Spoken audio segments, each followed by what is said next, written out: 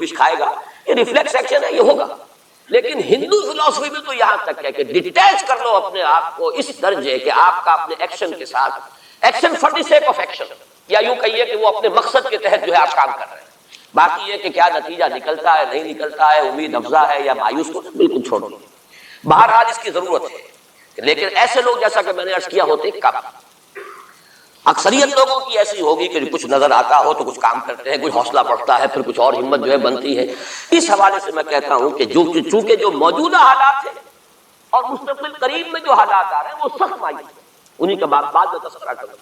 لیکن اس وقت جو ہے اگر ہم ان حدیثوں کو سامنے رکھیں گے کہ پہلی بات یہ کہ اس دنیا پر پورے عرضی پر دین کا غلبہ ہو کر رہے گا، دین حق اسی طرح نافذ ہوگا جیسے کہ حضور کے ہاتھوں نافذ ہوا ہے جزیرہ نما. اور یہ جو گلوبل ڈومینیشن ہے اسلام کی، یہ ایک تو اس سے بھی ثابت ہے کہ 3 مرتبہ قرآن میں فرمایا گیا هو الذی ارسل رسولہ بالہدی ودین الحق لیظہرہ علی الدین کلہ. حضور کا مقصد بعثت ایکسکلوسیو شان ہے، یہ صرف آپ کی ہے، کسی اور نبی اور رسول کی نہیں ہے. کہ قرآن کہتا ہے غلبہ دین کے لیے بھیجا، صرف تبلیغ کے لیے نہیں بھیجا. باقی تمام انبیاء صرف تبلیغ کے لیے، تبلیغ، تذکیر، تبشیر، تذکیر، نصیحت، جو بھی کہیں، تعلیم، تزکیہ. لیکن غلبہ دین کا لفظ صرف محمد رسول اللہ صلی اللہ علیہ وسلم کے بارے میں آیا، اور 3 مرتبہ، کسی اور نبی کے لیے 1 مرتبہ.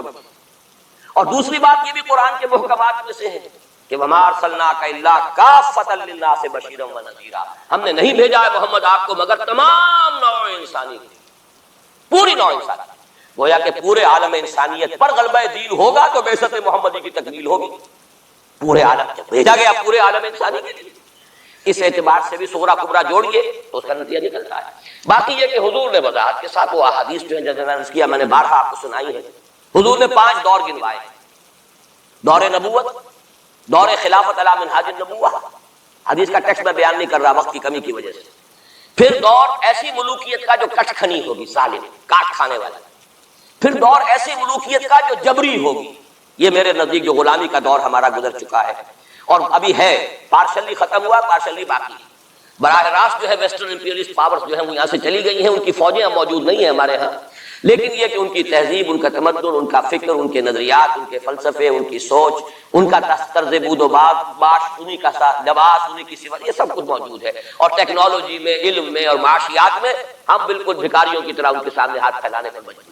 تو وہ ختم نہیں ہوا چوتھا دور، بلکہ در حقیقت یہ انٹرم پیریڈ ہے چوتھے اور 5ویں کے درمیان. اور 5واں آپ نے فرمایا ثم تکون خلافت علی منہاج النبوہ، پھر 5واں دور آئے گا خلافت علی منہاج النبوہ.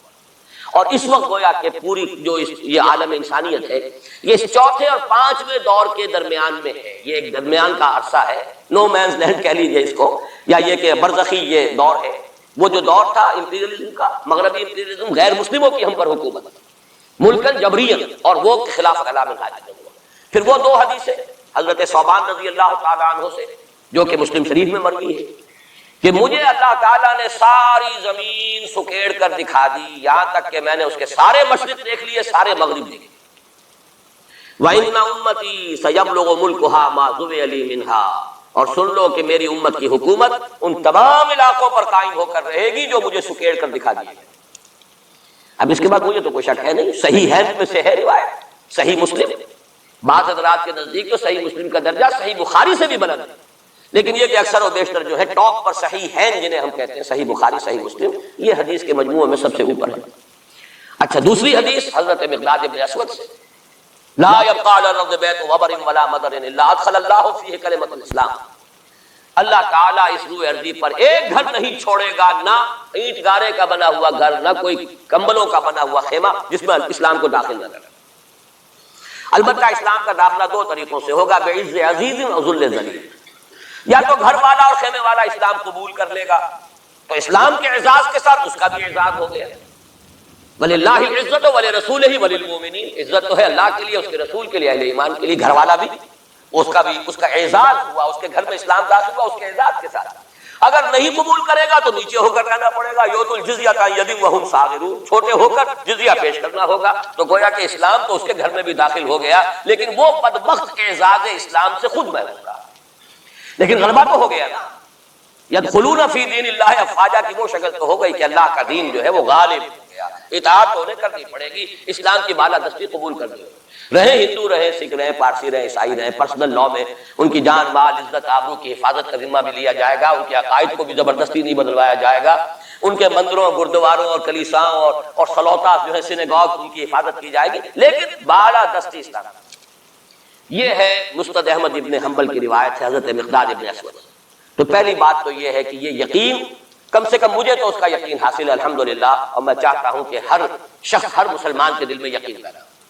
لیکن اس سے پہلے ایک اور دور ہے، وہ دور ہے کہ جس کو ہمارے اس زمانے میں آ کر دو طبقوں نے اس کے بارے میں اتنی غلط فہمیاں پیدا کی ہیں، اور اکثر ہمارے پڑھے لکھے بزوں میں خیش راسخ العقیدہ مسلمانوں کے اندر بھی دلوں میں نقب لگی ہوئی، سمجھتے ہیں کہ ہم تو قادیانی نہیں ہیں، سمجھتے ہیں کہ ہم تو منکر حدیث نہیں، لیکن ان حدیثوں پر ان کا یقین نہیں، حالانکہ یہ بخاری شریف کی روایات ہے، حالانکہ یہ مسلم شریف کی روایات ہے کہ اس سے پہلے ایک دور آنا ہے مسلمانوں پر سخت عذاب کا دور، اور یہ عذاب جو ہے شدید ترین عذاب، اس کی جو سب سے اہم شخصیت ہے المسیح الدجال، یہودیوں کے ہاتھوں آئے گا، اور یہودیوں میں ایک شخص پیدا ہوگا، کھڑا ہوگا جو مسیح ہونے کا دعویٰ کرے گا، المسیح الدجال۔ دجال کہتے ہیں فریبی کو، دجل فریب کو کہتے ہیں، جو فریب سے اپنے آپ کو مسیح کہلوائے گا کہ میں مسیح ہوں۔ اس کی وجہ کیا ہے کہ یہودیوں کے ہاں یہ روایت موجود تھی کہ ہمارا ایک سیویئر آئے گا، ہمارا ایک نجات دہندہ آئے گا جو ہمیں پھر دنیا کے اندر غلبہ دلوائے گا، اور ہماری جو پرومسڈ لینڈ ہے وہ پوری کی پوری ہمیں دلوا دے گا۔ وہ جو گریٹر اسرائیل کا نقشہ انہوں نے بنا رکھا ہے، یہ ان کے پرومسڈ لینڈ ہے، خوابوں کی سرزمین۔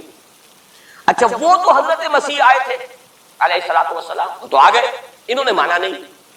جب مانا نہیں، انہیں تو مرتد قرار دیا، جادوگر قرار دیا، بازیگر قرار دیا، واجب القتل قرار دیا، اور اپنے بس پڑتے تو سولی پر چڑھائی دیا۔ وہ تو اللہ نے جو کیا وہ ایک علیحدہ مسئلہ ہے۔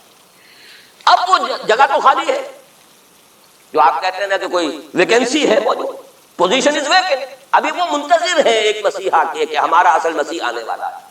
وہ ان کا کوئی لیڈر کھڑا ہوگا جو اس دعوے کے ساتھ کھڑا ہوگا کہ اب میں اس مہم کو شروع کرتا ہوں کہ جس سے وہ جو گریٹر اسرائیل ہے، پوری عظیم تر اسرائیل وجود میں لاؤں گا۔ دیر کیا لگتی ہے، کوئی وزیر اعظم جو بھی ہو اسرائیل کا کھڑا ہو جائے ڈٹ کر کہ ٹھیک ہے وی ڈکلیئر وار، اور ہم تو یہ علاقے اب لے کر رہے ہیں۔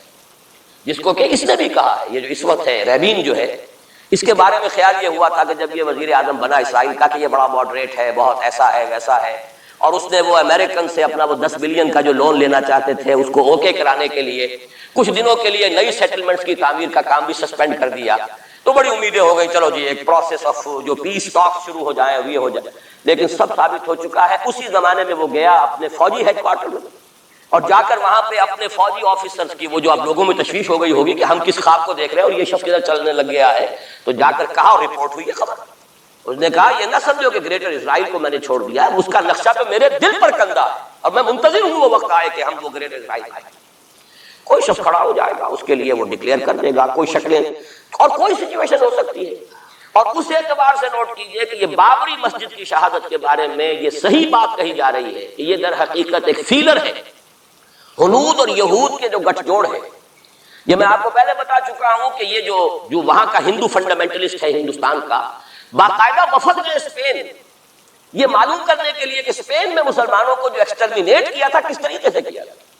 باقاعدہ یہ تو ریسرچ کرتے ہیں، محنتیں کرتے ہیں، اور بہت ہی مستقل مزاجی کے ساتھ کام کرتے ہیں، وہ تو باقاعدہ اس کا بھی جائزہ لیا ہوا ہے۔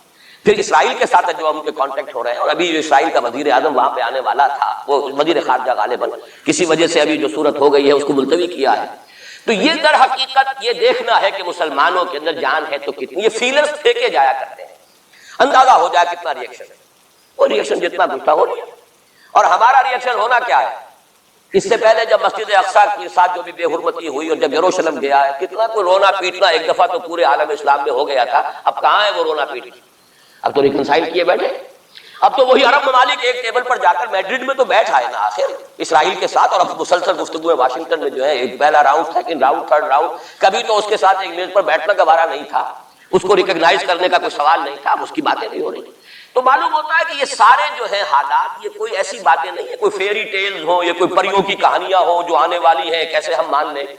یہ صحیح عقیدہ اسلامی ہے، عضو احادیث حضرت مسیح علیہ السلام زندہ آسمان پر اٹھائے گئے، اور وہی حضرت مسیح علیہ السلام دوبارہ آئیں گے، اور یہودیوں کا آخری قلع قمع انہی کے ہاتھوں ہوگا۔ اور یہ در حقیقت قرآن مجید کا جو فلسفہ ہے انبیاء اور رسول کے بارے میں، اس کے عین مطابق ہے۔ جس قوم کی طرف کوئی رسول بھیج دیا جاتا تھا، وہ قوم جب رد کر دیتی تھی رسول کی دعوت،